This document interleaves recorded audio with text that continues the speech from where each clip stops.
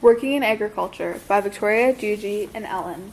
A common assumption of colonialism is that agriculture is the hallmark of civilization. This false assumption has led to agents of colonialism to see Aboriginals as uncivilized and therefore less important members of society, due to the fact that they were not farmers. Status Indians were generally underpaid workers on industrial farms, due to the fact they weren't legally able to purchase any more land than the small 10 acres given to them by the government, who generally favored the European settlers. Along with not being able to be granted money or responsibility needed to make a contract with many companies, they were denied resources that were given to European settlers in a variety of cases, such as water irrigation. Europeans were taking over natural resources in many aspects. They were given more land, rights to fish and hunt for large corporations, buy and sell land, and much more.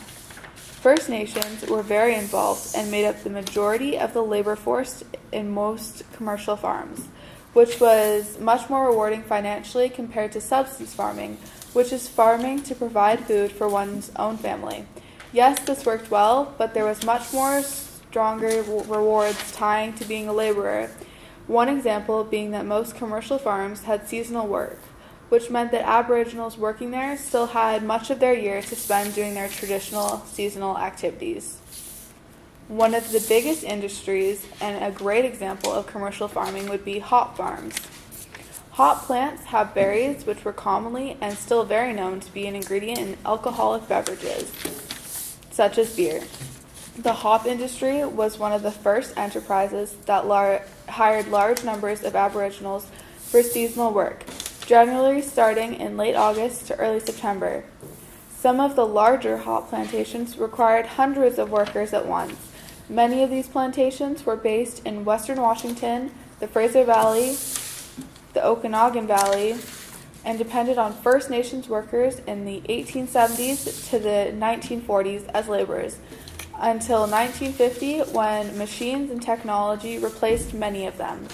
During harvest season, hundreds of families traveled to the hop farms from the coast and the interior. Women and children picked the hop berries while the men transported full stacks and operated the kilns where the hops were processed. Most workers were given a cent per pound that they harvested or processed. Some of the faster workers were able to earn $3 a day, which was why many of the workers endured living on the fields near the hop plantations so that they could earn extra money to support them during the winter. A field First Nations assimilated into was ranching.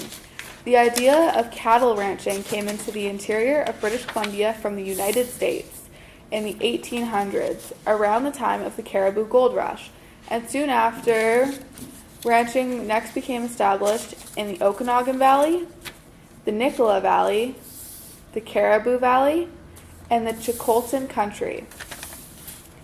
Many First Nations found that ranching fit their lifestyle, since they were already experts at riding and breeding horses and other animals. It made sense to apply these skills to raising cattle. Aboriginals were able to successfully run their own ranches, but this was an exception.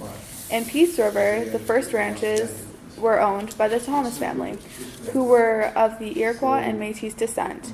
Napoleon Thomas, head of the family, paid a hefty price to become a rancher. He had to sign Treaty 8, but had to give up Indian status, which left him no rights to the given land that he would have gotten in Treaty 8. Him and his family adapted to new economic opportunities into their traditional lifestyle. On another note, diseases such as smallpox created vast epidemics which limited economic and political progress within First Nations communities. As well as many natives, a lot of people gave up their traditions to assimilate into a European lifestyle, which was mainly jump-started by the Indian Act in 1876.